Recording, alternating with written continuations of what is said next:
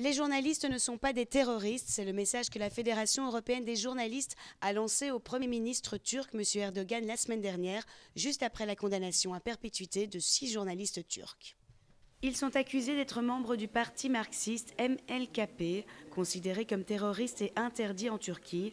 Ce fait met une nouvelle fois la question de l'utilisation abusée de la loi antiterroriste votée en 2005 avec l'Union européenne et les États-Unis. C'est un usage un peu abusif, totalement abusif de ces lois.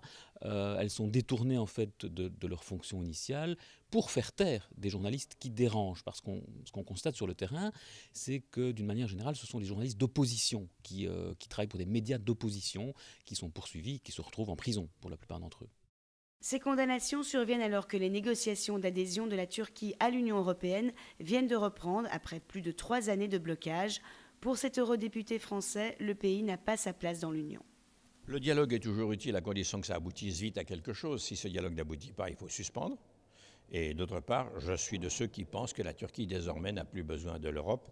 Et de toute façon, j'ai toujours été opposé à l'entrée de la Turquie pour la raison que j'explique, c'est-à-dire que les valeurs fondamentales qui gouvernent l'Union européenne, c'est-à-dire la Charte des droits fondamentaux, ne s'appliquent pas en Turquie et sont même combattues. Les organisations de la profession le rappellent chaque année, la Turquie est la première prison au monde pour les journalistes et selon eux, le dialogue avec l'Union est primordial.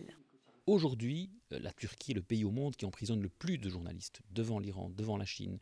Et donc je pense que ces négociations sont l'occasion de mettre sur la table des questions graves qui ne sont pas réglées en termes de liberté de la presse.